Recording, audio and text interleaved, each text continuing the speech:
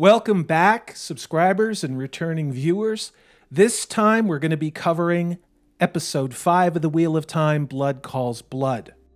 This is going to be review part 1 of episode 5. Why the change? Well, episode 5 is so terrible that I want people to know what the actual story is from the eye of the world. It is hard to overstate just how terrible what was on screen was. This is just pornography for communists and women's studies majors. What am I talking about? The traveling people being used as an allegory for civil rights? The torturing of Perrin? Making this the Nynaeve show. Omitting a beautiful love story. Turning Lan into a beta male. Episode 5 was where Amazon's Wheel of Time followed the exact same mandates that appear in place for all ESG scorecard-driven entertainment, using what by now are a very obvious set of steps to deconstruct and destroy, arguably every single intellectual property that features the hero's journey in Western civilization. All you can do is just laugh at the ham-fisted wokeness in this cheap-looking critical theory intersectional feminist tantrum. And if it's one thing our woke betters don't like, is when we point those things out and make fun of them. And I am just irritated and disgusted enough to do just that. So buckle up, this is going to be one of those mostly peaceful protests. And it's safe to say some of those self-appointed activists on the vanguard of the revolution are going to be triggered. If you haven't figured it out by now, we go really deep into spoilers. If you don't want to hear them, get out of here. Multiple chapters of the actual story are missing. The importance of Caemlyn in the story in the series, its relation to Tom the Gleeman, someone who falls in love with Rand, Gawain, and Galad, the amazing female character of Min, Queen Morghese, the omission of an Aes Sedai that changes the course of the tower. All of this cannot be overstated. That everything that is occurring on screen is absolutely, again, bullshit from the bunghole of the creatives at Amazon. This is not Robert Jordan's story. These names have been stolen. These places are occurring in the wrong places at the wrong times. Much like the aging up of the characters from Emond's Field, these decisions to jump around and delete these important characters are going to make this story even further unrecognizable. All right, let's get down to it. Somehow, in the aftermath of Logain's 12 dudes that ran out of the woods, apparently the body count for the Red Aja and our, air quotes, heroes was quite substantial. If I had any emotional investment at all, I would find it more than funny and irritating.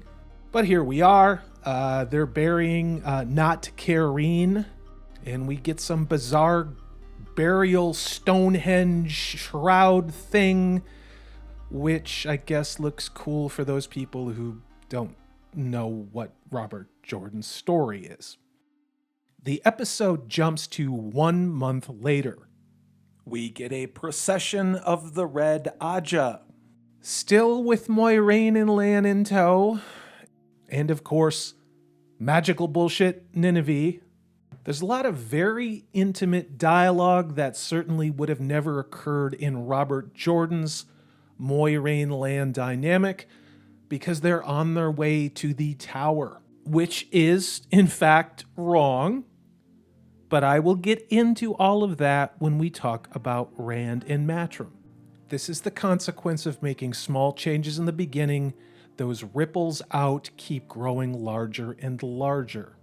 I'm trying to be zen about all this because after all, this thing jumped the shark in 4. We knew that they were going to do the bait and switch in 3, like I mentioned.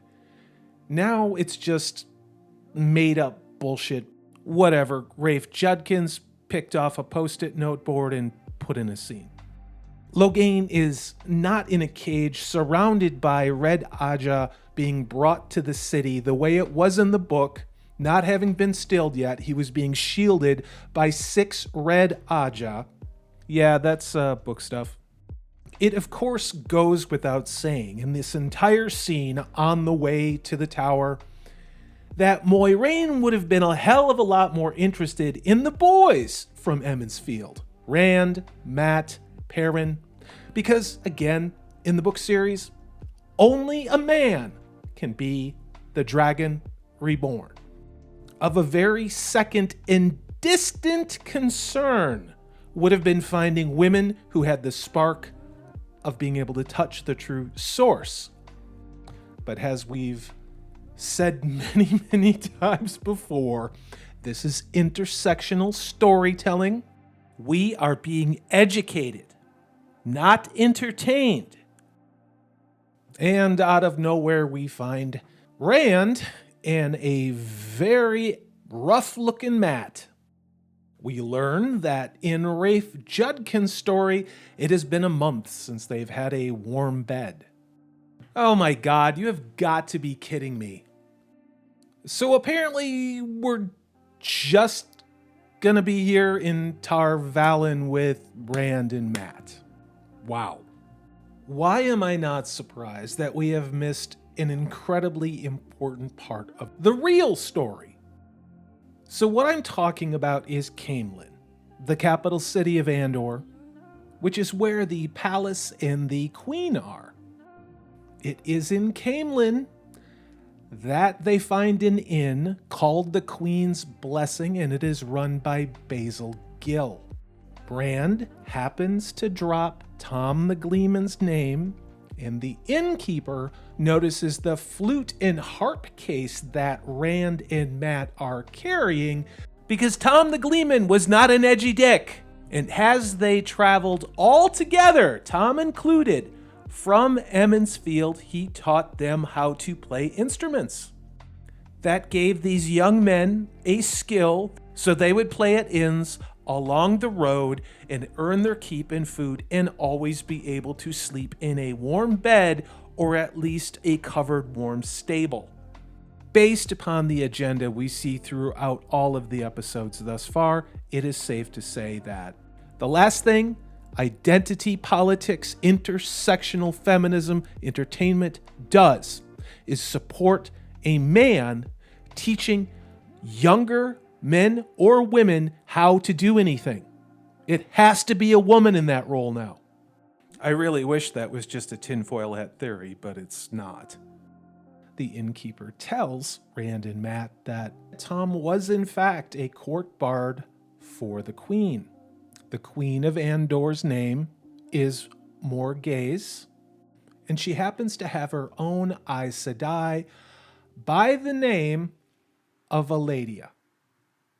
Eladia is a red, and she plays a very important part of what happens in the future to the tower. All of this in the book is so well put together. What we're seeing on screen, it would be overgenerous to call this a mess. When Rand and Mat are in Caemlyn, Rand wants to climb a wall to watch a parade. If memory serves, I actually think he's trying to see Logain being brought into Caemlyn in a cage. He climbs up on the wall, a very tall one, and then accidentally falls off of it to discover he actually had climbed a palace wall of the Queen's private gardens. He sneaks through the private gardens because he can't get back up the wall and ends up in royal chambers. Who does Rand al'Thor run into but the daughter heir, Elaine, who falls in love with Rand at first sight. This meeting is very important. Rand and Elaine going forward through the book series. While we're talking about it, where's Min? Remember men who could read people's aura and tell what their future was going to be? Entirely absent from what is going on screen.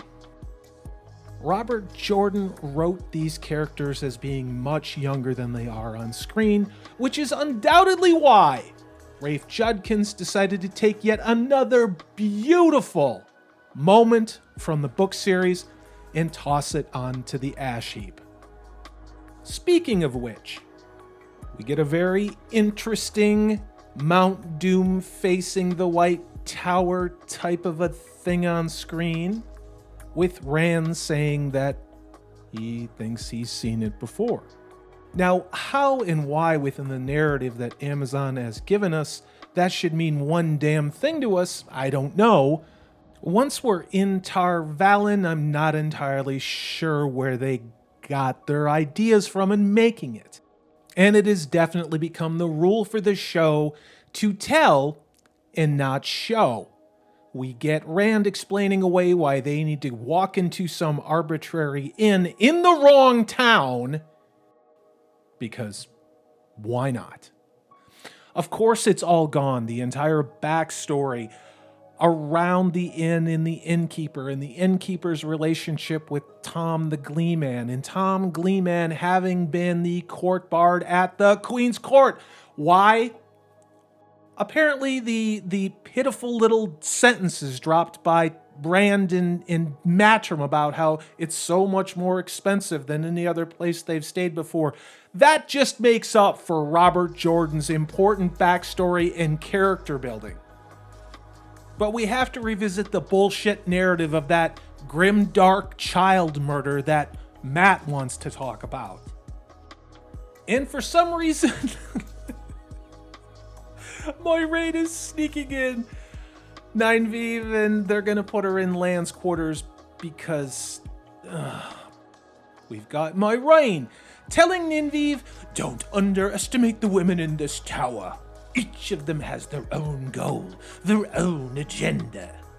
We couldn't spend 5 minutes being shown this. No, Moiraine had to dump it in about 15 seconds, all of it, and include this bullshit narrative around Nynaeve.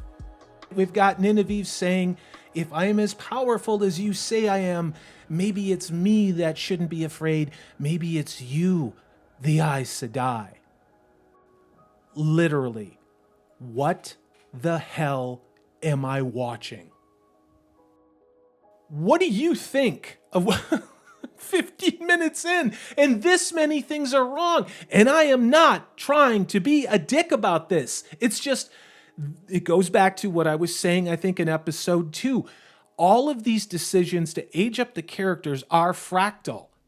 This episode in particular, we really need to look at how badly the characters are being treated, and that these scenes were so important in the books that they deserve the attention. Part 2 will be out in a day or two. I want to thank you for all of the new subscriptions I've gotten and for your views and comments. Stay tuned. As ever, this is Salty Texas C. I am Corey DB. You have an awesome week.